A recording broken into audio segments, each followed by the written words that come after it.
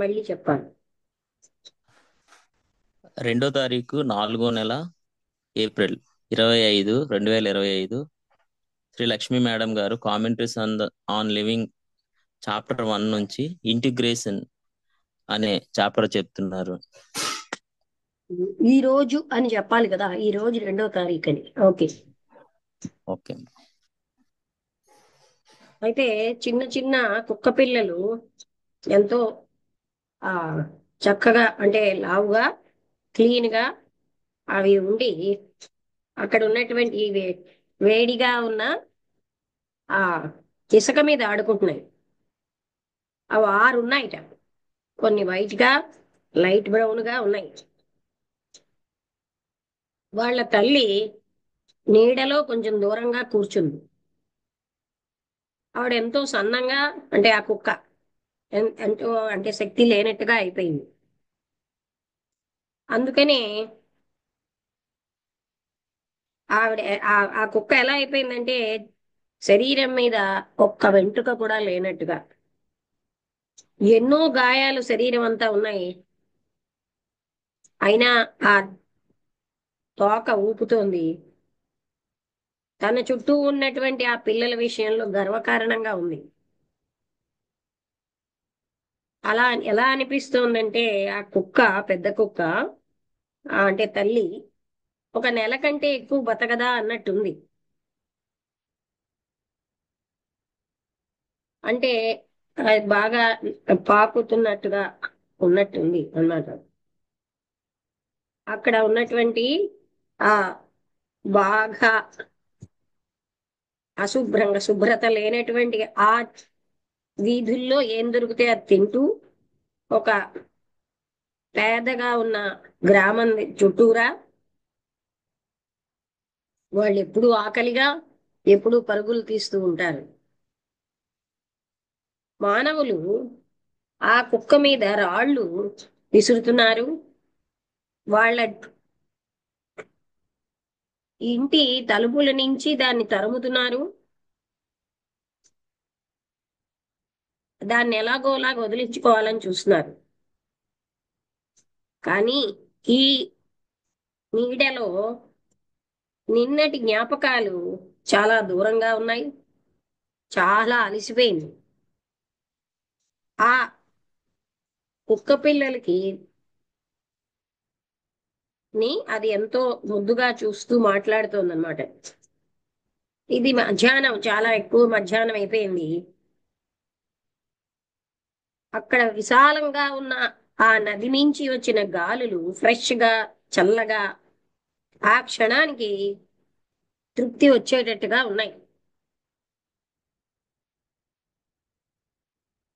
ఆమెకి తన నెక్స్ట్ భోజనం ఎప్పుడు దొరుకుతుంది అన్నది వేరే విషయం. ఇప్పటి నుంచి సంఘర్షణ ఎందుకు? ఆ విలేజ్ కి ఆవల, దాని చుట్టూరా ఉన్న దానికి అవలగా ఆకుపచ్చటి పొలాలు, డస్టీగా ఎంతో శబ్దంతో ఉన్న రోడ్డు ఉన్నది. అక్కడ ఒక ఇల్లుంది. అందులో ప్రజలు మాట్లాడడానికి వెయిట్ చేస్తున్నారు. వాళ్ళు అన్ని రకాల వాళ్ళు ఉన్నారు. ఆలోచనాత్మకంగా ఉన్నవాళ్ళు, ఆసక్తి ఈగరగా ఆతురతతో ఉన్నవారు, బద్ధకంగా ఉన్నవారు, వాదాలకి సిద్ధంగా ఉన్నవాళ్ళు, వేగంగా అవగాహన చేసుకుని అలాంటి వాళ్ళు, వాళ్ళందరూ వాళ్ళ యొక్క నిర్వచనాలకు అనుకూలంగా, వాళ్ళ కన్క్లూషన్స్ అనుకూలంగా ఉన్నారు. ఆలోచనాత్మకంగా ఉన్నవాళ్ళు సహనంతో, క్విక్ విటెడ్ గా ఉన్నవాళ్ళు చాలా షార్ప్ గా వాళ్ళని మిగతా వాళ్ళు లాగుతున్నారు. కానీ ఆ నెమ్మదిగా ఉన్నవాళ్ళు వేగంగా అవ్వాలి. అవగాహన అన్నది ఫ్లాషెస్ లో వస్తుంది. అక్కడ అక్కడ సైలెన్స్ ఉన్నది మధ్యలో. ఎందుకంటే ఆ ఫ్లాషెస్ సంభవించడానికి. కానీ వేగంగా ఉన్నవాళ్ళు చాలా అసహనంగా ఉన్నారు. మధ్యలో ఈ సైలెన్స్ సహించలేక. అవగాహన అన్నది మాటలతో కాదు, లేకపోతే తెలివితేటలతో అవగాహన అన్నది లేదు. అండర్స్టాండింగ్ అన్నది, లేకపోతే ఇంటెలెక్చువల్ గా అవగాహన, ఈ రెండు మాటల లెవెల్లోనే. అక్కడ అవగాహన అన్నది లేనే లేదు. ఆలోచనలోంచి అవగాహన రాదు. ఆలోచన కూడా మాటలే. జ్ఞాపకం లేని ఆలోచన ఉండదు. ఈ జ్ఞాపకం ఒక పదమే, ఒక సింబల్, ఊహాత్మకమైన చిత్రాన్ని తయారు చేసేది. ఈ లెవెల్లో అవగాహన లేదు. రెండు పదాల మధ్యలో ఉన్న స్పేసులో అవగాహన ఉంటుంది. ఆ ఇంటర్వెల్, ఆ విరామం అన్నది ఒక పదం ముందు ఆలోచననిస్తుంది. చాలా తెలివైన వాళ్ళకి కానీ, నెమ్మదిగా ఉన్న వాళ్ళకి కానీ ఈ అవగాహన అన్నది ఉండదు. కానీ ఎవరికి ఉంటుందంటే, ఈ అనంతమైనటువంటి స్పేస్ ని ఎవరైతే ఎరుకతో ఉంటారో వాళ్ళకే ఉంటుంది. వినాశనం అంటే ఏమిటి?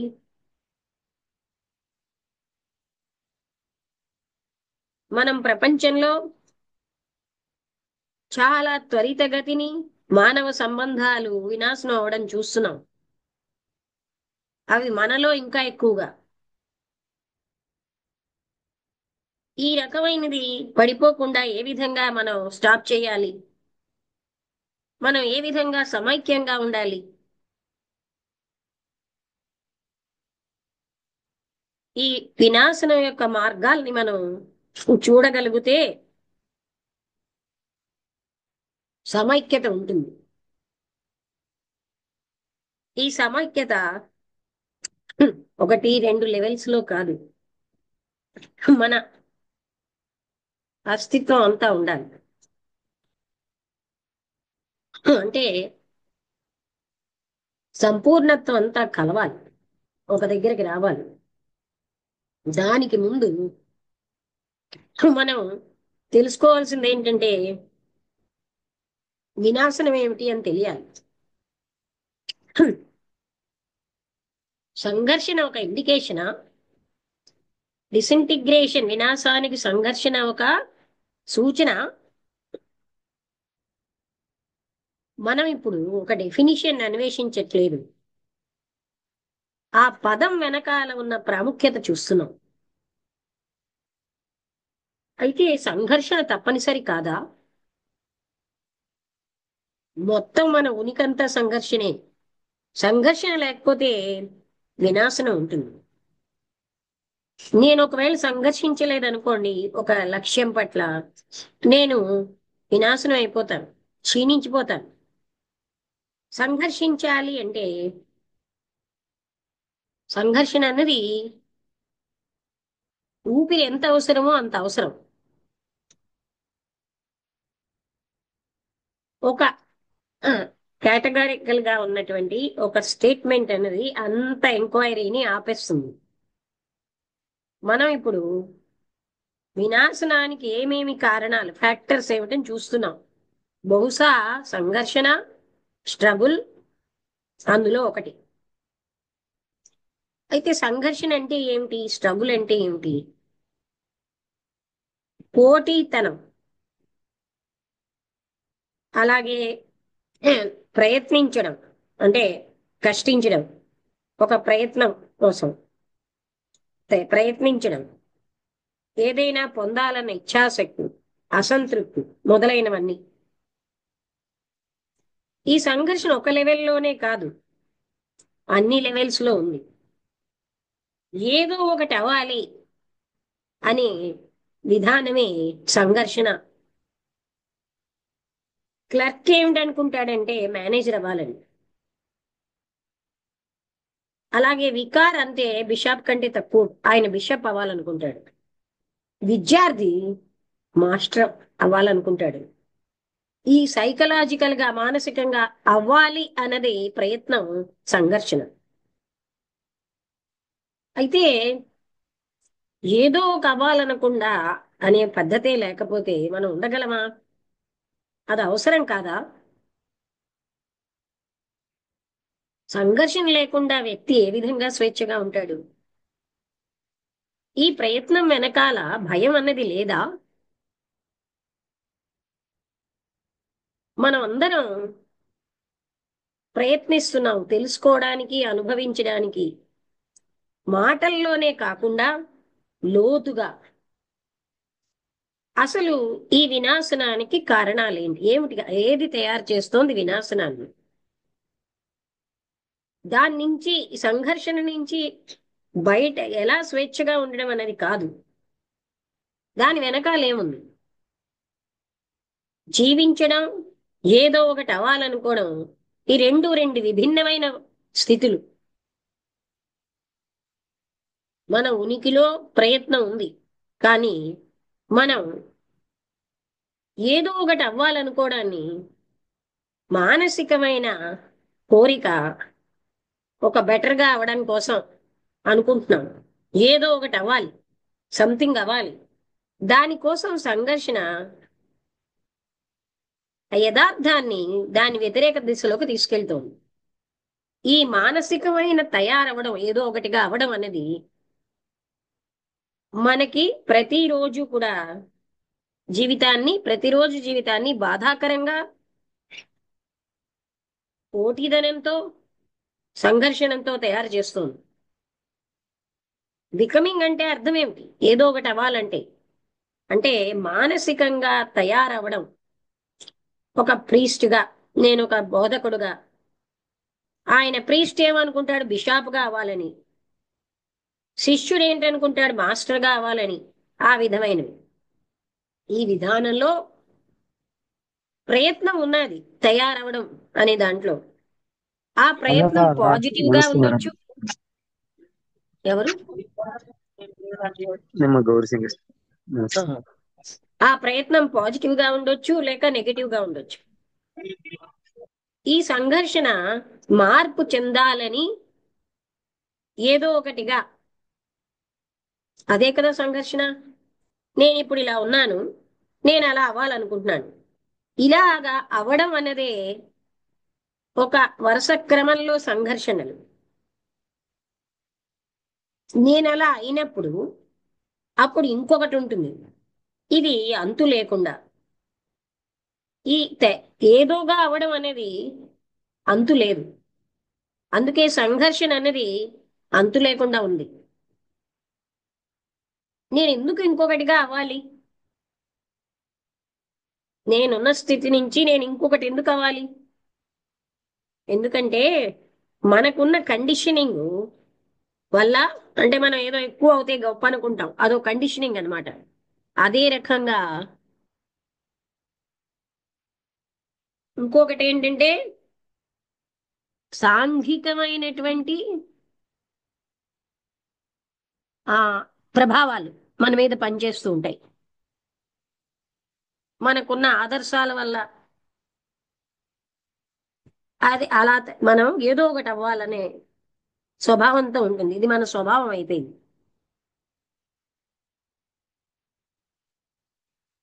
ఇంకా కేవలంగా మనం ఈ డిస్కషన్కి అంత అన్నది పెట్టలేము. ఇది ఒక స్లగ్గిష్ మైండ్. అంటే స్లగ్గిష్ అన్న పదానికి తెలుగులో ఏమిటి అంటారు?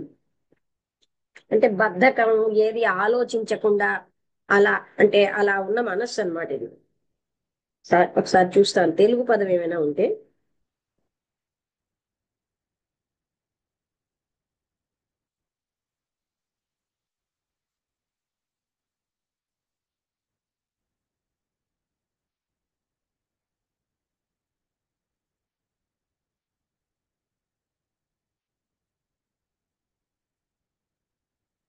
అంటే నిదానమైన అని చెప్పారు. అంటే ఫాస్ట్ గా ఉండదన్నమాట.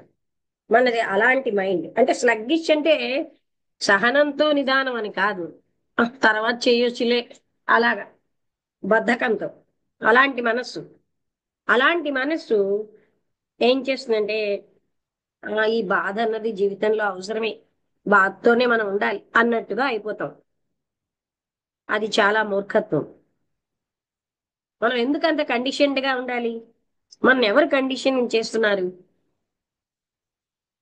మనం కండిషన్డ్ గా ఉండడం అన్న దాన్ని ఒప్పేసుకుంటున్నాం. అందుకనే మనమే కండిషన్స్ తయారు చేసుకుంటున్నాం. మనకున్న ఆదర్శాల మనం ఇలాగా సంఘర్షణతో ఉండడానికి కారణం ఇది నేనుగా ఉన్నాను ఇంకొకటిగా అవ్వాలి అనే ఆదర్శం వల్ల మనం ఇలా కండిషన్డ్ గా ఉంటున్నాం సంఘర్షణలతో. లేకపోతే ఏదో ఊహాత్మకమైనటువంటి గొప్ప చిత్రాన్ని ఊహించుకుని దానికోసం అని నేను సంఘర్షిస్తున్నానా? మనం ఇలా సంఘర్షణ ఒక ఫలితం కోసం చెయ్యకపోతే మనం వినాశనం అయిపోతామా? అవును. మనం ఏమి అంటే స్టాగ్నేటెడ్ గా ఎక్కడ వాళ్ళం అక్కడే, ఇంకా బ్యాడ్ నుంచి వరుసగా అయిపోతాం. హెల్ అంటే నరకంలో పడడం సులువే, కానీ హెవెన్ కి ఎక్కడం చాలా కష్టం అని అన్నారు. ఇదంతా ఐడియాసే కదా. మళ్ళీ మనకి ఐడియాస్ ఉద్దేశ్యాలు ఏం జరుగుతుంది అనే వాటి మీద మనం డైరెక్ట్ గా అనుభవించనివి, ద హ్యాపెనింగ్ అంటే అవి ఏం జరుగుతుందనేది మనం అనుభవించిన వాటి మీద మన ఉద్దేశాలు. ఈ ఐడియాస్ ఏం చేస్తున్నాయి? అవగాహన లేకుండా చేస్తాయి. అవి అలాగే వాటి వల్ల వచ్చే కన్క్లూషన్స్ వల్ల కూడా అవగాహన లేకుండా అయిపోతున్నాం.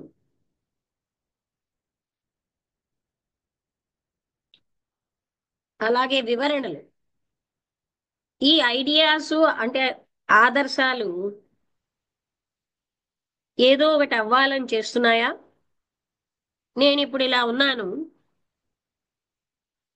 నేను అలా అవ్వాలని ఒక ఆదర్శం నన్ను సంఘర్షణ కి గురి చేస్తుందా? అయితే ఈ ఆదర్శమే నా సంఘర్షణకి కారణమా? ఈ ఆదర్శం అన్నది ఇప్పుడున్న వాట్ ఈజ్ అన్న దానికి వేరేగా ఉందా? ఇది సంపూర్ణంగా వేరైంది అయితే దానికి యథార్థంతో ఏ సంబంధము లేకపోతే ఈ వాట్ ఈజ్ అనేది ఒక ఆదర్శంగా అవలేదు. ఏదైనా ఒకటిగా అవ్వాలి అంటే సంబంధం ఉండాలి వాట్ ఈజ్ కి ఐడియల్ కి మధ్యలో. ఇప్పుడు నేను ఇలా ఉన్నాను, నేను ఒక మిలియనర్ అవ్వాలన్నది నా ఆదర్శం. ఆ ఆ ఆదర్శానికి నేనున్న స్థితికి మధ్యలోని ఏంటంటే అక్కడ సంబంధం ఉంటేనే కదా మనం గోల్ దగ్గరికి వెళ్తాం. మీరేమంటున్నారంటే ఆదర్శం అన్నది మనకి ఎంతో ప్రేరణ ఇస్తున్నది సంఘర్షణకు కావలసినంత. అయితే ఆదర్శం ఏ విధంగా వస్తుందో మనం చూద్దాం. ఈ ఆదర్శం అన్నది మనస్సు యొక్క ప్రొజెక్షనే కదా. నేను మీలాగా అవ్వాలనుకుంటున్నాను, అదొకటి ప్రొజెక్షనా? అవును, అది ప్రొజెక్షనే. ఈ మైండ్ అనేది ఒక ఆదర్శం, ఒక ఐడియా ఉంది, బహుశా ఆనందకరమైంది అవ్వచ్చు. అలా అవ్వాలి, ఆ ఐడియా ప్రకారం అవ్వాలని. ఆ ఐడియా కూడా కోరికలోంచి వచ్చిందే. మీరు ఇప్పుడు ఇలా ఉన్నారు, అది మీకు నచ్చట్లేదు, మీరు ఇంకొకలా అవ్వాలనుకుంటున్నారు మీకు ఇష్టమైనట్టుగా. ఈ ఆదర్శం అంటే అన్నది ఈ అది మీలోంచి వచ్చినదే. వాట్ ఈజ్ యొక్క ఎక్స్టెన్షనే దాని వ్యతిరేకత. అంటే ఇప్పుడున్న మీ స్థితికి ఎక్స్టెన్షనే మీరు అవ్వాలన్న దానికంటే వ్యతిరేకత. ఇది ఆపోజిట్ కానే కాదు, కానీ ఒక కొనసాగింపే, మీకున్న యథార్థం యొక్క కొనసాగింపు. బహుశా అది కొంచెం మార్పుతోటి. ఈ ప్రొజెక్షన్ ఏదైతే మీలో మీ ఇష్టంతో వచ్చిందో సంఘర్షణ అది మీరు అనుకున్నటువంటి దాని పట్ల సంఘర్షణ. What is projects it self అంటే ఏదైతే మనలోంచి వచ్చిందో ఐడియల్ ఆదర్శంగా అది దానికోసం సంఘర్షిస్తూ ఉంటుంది. ఈ సంఘర్షణ నే బికమింగ్ అంటున్నాం. అయితే రెండు వ్యతిరేకతల మధ్యలో సంఘర్షణ అన్నది అవసరమే. అంటే నెససరీ అని అవసరమని అనుకుంటున్నాం. ఈ సంఘర్షణ అనేది అంటే ఇప్పుడు నేనున్న స్థితి నుంచి నేనేదో ఒకటిగా అవ్వడమే. అది కానిది ఇప్పుడు నేను కానిదేదో అది అవ్వాలని అనుకుంటున్నాను.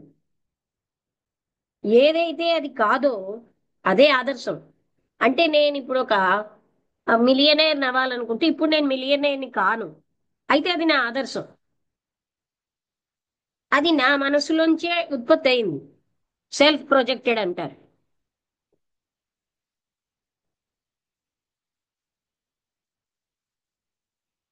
అప్పుడు మీరేదో అవ్వాలనుకున్నది కూడా మీలోంచి ఉత్పత్తి అయింది, అది మీలో భాగమే. ఈ ఆదర్శం అన్నది మీ మనస్సులోంచి ప్రొజెక్ట్ అయింది. మనస్సు ట్రిక్ అన్నది దానంతటిది అదా ఎలా ప్లే చేస్తుందో చూడండి. మీరు స్ట్రగుల్ అవుతున్నారు మీ మనస్సులో ప్రొజెక్ట్ చేసిన దానికోసం. అది మీ నేడే. మీరేమో హింసాత్మకంగా ఉన్నారు, మీరేమని ప్రయత్నిస్తున్నారంటే నాన్ వైలెంట్ గా అహింసగా ఉండాలని. ఈ ఆదర్శం అన్నది మీ మనస్సులోంచి ప్రొజెక్ట్ అయింది. అది వాట్ ఈజ్ అంటే యథార్థం యొక్క ప్రొజెక్షన్. అది వేరే పేరుతో ఉంది. ఈ సంఘర్షణ అవసరం అని అనుకుంటున్నారు, అదే ఆధ్యాత్మికమైన పరిణతి అనుకుంటున్నారు. కానీ అది సంపూర్ణంగా ఒక పంజరంలో, మైండ్ అన్న పంజరంలో ఉన్నది. అది మిమ్మల్ని భ్రాంతికి దారితీస్తోంది. ఈ ట్రిక్ ని మీరు కానీ అవేర్నెస్ తో చూస్తే, మనస్సు చేసే ట్రిక్ ని మీరు ఇంతకాలం ప్లే చేస్తున్నది మీలో మీరు, అప్పుడు అసత్యాన్ని అసత్యంగా, ఫాల్స్ ని ఫాల్స్ గా చూడగలం. ఒక భ్రాంతి కోసం స్ట్రగుల్ అన్నది అదే వినాశనమైన విషయం. అన్ని సంఘర్షణలు ఏదో ఒకటి అవ్వాలనుకోవడం ఇదంతా వినాశనమే. ఎప్పుడైతే మీకు ఎరుకుందో ఈ ట్రిక్, మనస్సు ప్లే చేసే ట్రిక్ మీద, అప్పుడు యథార్థం అన్నది ఉంటుంది. మనస్సు ఎప్పుడైతే తీసేసేమో, ఏదో ఒకటి అవ్వాలన్న దాన్ని అన్ని తీసేసినప్పుడు, అన్ని ఆదర్శాలని తీసేసినప్పుడు, అన్ని పోలికలు లేకుండా ఉన్నప్పుడు, ఖండించడాలు లేకుండా ఉన్నప్పుడు దాని స్ట్రక్చర్ కొలాప్స్ అయిపోతుంది మనస్సుది. అప్పుడు వాట్ ఈజ్ అది సంపూర్ణమైన ట్రాన్స్ఫర్మేషన్కి వస్తుంది. ఎంతకాలం అయితే పేర్లు పెట్టడం, వాట్ ఈజ్కి పేరు పెడుతున్నామో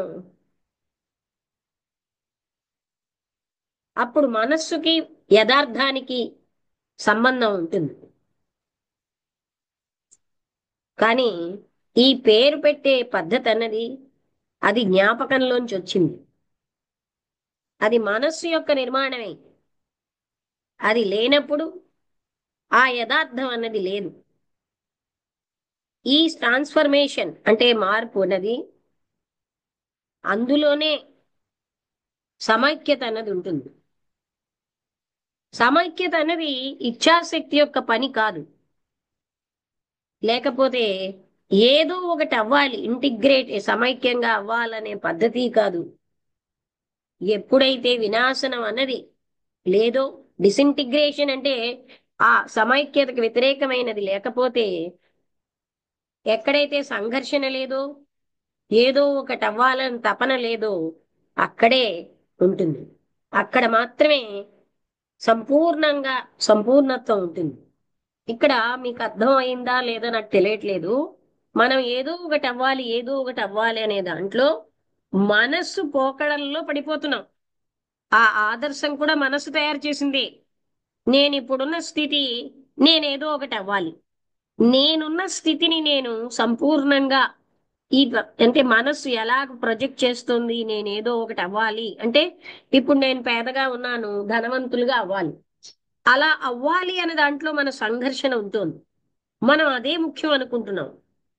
అందులో మనం ఎప్పుడు సంఘర్షణతో జీవితం గడిపేసి, జీవితం అంతే సంఘర్షణే అని రెడీ అయిపోయాం.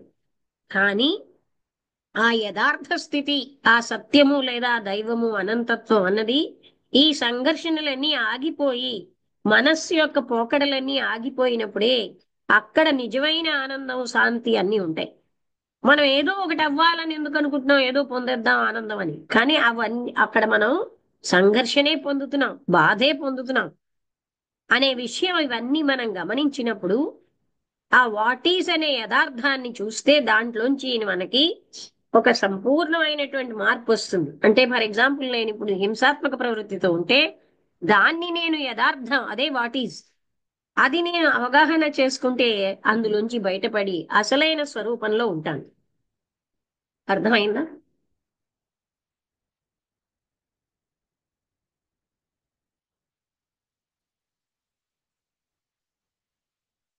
వసంతలత అర్థమైందా?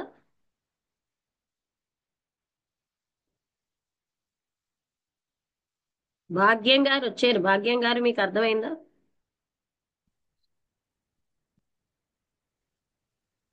ఇంకొకసారి చెప్పాలా?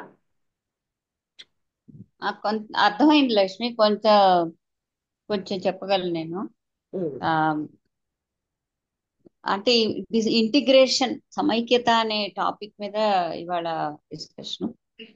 అది అంటే ఆ ఇంటిగ్రేషను డిసింటిగ్రేషను ఆ విషయాలతో మాట్లాడుతూ ఆవిడో ఎవరో ఇంకొక స్పీకర్ ఉన్నారు కదా, ఆవిడ అంటే మనం స్ట్రగుల్ అనేది చాలా ఇంపార్టెంట్. అంటే ఇదే మనం ఎప్పుడు ఏదో అవుదాం అవుదాం అనేటువంటి కోరికతో ఎప్పుడు ఉంటాము. మనం ఎప్పుడు ఉన్న స్థితితో మనం రాజీపడం అంటే సుఖపడము, సంతోషపడము.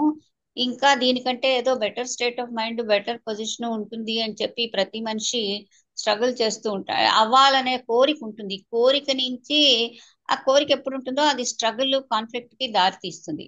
అయితే ఆ మాట్లాడుతున్న ఆవిడ అన్నారు, స్ట్రగుల్ అనేది ఇక ఉండకుండా జీవితం అనేది ఎలా ఉంటుంది, జీవితంలో స్ట్రగుల్ అనేది ఒక నెసెసరీ పార్ట్ కదా అని.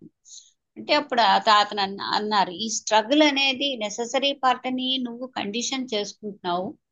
కానీ ఇది కూడా ఏంటంటే, ఈ స్ట్రగుల్ ఏదో అవుదాము అనుకునేది కూడా ఒక మెంటల్ ప్రొజెక్షన్. అంటే నీ మైండే నీకు ప్రొజెక్ట్ చేస్తున్నది గత అనుభవాల తాలూకు బేస్ మీద, మెమరీ వాటన్నిటితోని పట్టుకొని ఆ ఏదో అవుతే బాగుంటుంది అని ఒక రకం దాంతో నీకేదో ఒక సుఖం, శాంతి, సంతృప్తి వస్తుంది అని నువ్వు అనుకొని ఇమాజిన్ చేసుకొని అది అవదాము. ఆ ఐడియల్, అదే ఐడియల్స్, అన్ని ఆదర్శాలు, ఇవన్నీ మెంటల్ ప్రొజెక్షన్సే. వీటిలో మనం జీవిద్దాం అని అనుకుంటున్నాము. యథార్థ స్థితిని చూడకుండా దీనికంటే ఇంకేదో బెటర్ స్టేట్ ఉంటుంది అనేటువంటి ఇల్యూజన్ లో బతుకుతూ ఉంటాం. దానివల్ల ఈ స్ట్రగుల్ అనేది కంటిన్యూస్ గా ఉంటుంది. రెండోది, ఈ అవడానికి అంతం అనేది ఉండదు అని కూడా చెప్పారు మధ్యలో. అంటే ఒకటి అయిన తర్వాత ఇంకోటి మనకి మరో కోరిక వస్తుంది, ఇంకా బెటర్ గా అవుదాం, ఇంకేదో అవుదాం అని పై పై పై పై ఏదో అంటే ఆ ఉన్నతి లేవు వెళ్ళిపోదాం అని చెప్పి ఒక మైండ్ ఏమో ఎప్పుడు ఆశపడుతూ ఉంటుంది. ఇవన్నీ మెంటల్ మైండ్ చేసేటువంటి ట్రిక్సే. ఇది దీనికి ఇది లేకపోయినప్పుడు మాత్రమే, అంటే ఇవేమీ లేకుండా ఉన్నది ఉన్నట్టుగా నువ్వు ఉన్న స్థితిలో నిన్ను నువ్వు అవగాహన చేసుకుంటే, నువ్వు ఏముగా ఉన్నావో ఆ స్థితిలో ఉంటేనే. అంటే ఆవిడన్నారు, అదేదో ఆ స్థితిలో ఉంటే ఇంకా ఇంప్రూవ్మెంట్ ఉంది, ప్రోగ్రెస్ ఏముంటుంది, లైఫ్ ఏముంటుంది, అడ్వాన్స్మెంట్ ఏముంటుంది అని. అంటే అలా నువ్వు అనుకుంటున్నావు, ఇది మైండ్ చేసిన కల్పించిన ఇదేను ఐడియావే. కానీ ఒకసారి నువ్వు ఎప్పుడైనా ఎక్స్పీరియన్స్ చేశారా? దాన్ని డైరెక్ట్ గా ఎక్స్పీరియన్స్ చేసి చూడండి. అంటే నువ్వు ఉన్న స్థితిలో ఉండడం అనేది మనం డైరెక్ట్ గా ఎక్స్పీరియన్స్ చేస్తే అది వినాశనానికి దారితీస్తుందో లేకపోతే కంటిన్యూస్ ప్రాబ్లమ్స్ లో ఉంటామో అది ఎప్పుడైనా చూడండి. చూడకుండా ఇలా ఆలోచించుకొని ఇమాజిన్ చేసుకొని కండిషన్ చేసుకొని మనసుని స్ట్రగుల్ లేకపోతే జీవితం లేదు అనేటువంటి విషయం చెప్పొద్దు మాటలు అని చెప్పారు. తర్వాత అదే అదే ఆ కాన్ఫ్లిక్ట్ అనేది లేకపోవడమే ఇంటిగ్రేషను అన్నారు. ఈ స్ట్రగులే డిసింటిగ్రేషన్ కారణం. శాంతి దుఃఖం, శాంతి లేకపోవడం అసంతృప్తికి కారణం. సో మీరు ఆ, ఈ యథార్థం నుంచి పారిపోకుండా యథార్థాన్ని యథార్థంగా చూడగలగడమే అసలైనటువంటి ట్రాన్స్ఫర్మేషను, ఇంటిగ్రేషను. దానికి పేరు ఏది పెట్టకూడదు అని అన్నారు. నేమింగ్ ప్రాసెస్ అనేది ఉండకుండా చూసినప్పుడు నీలో నీ స్థితిలో నువ్వు ఉండడం అంతే. అదే అసలు ఒరిజినల్ మన సహజ స్వభావం, సహజమైనటువంటి స్థితి అది.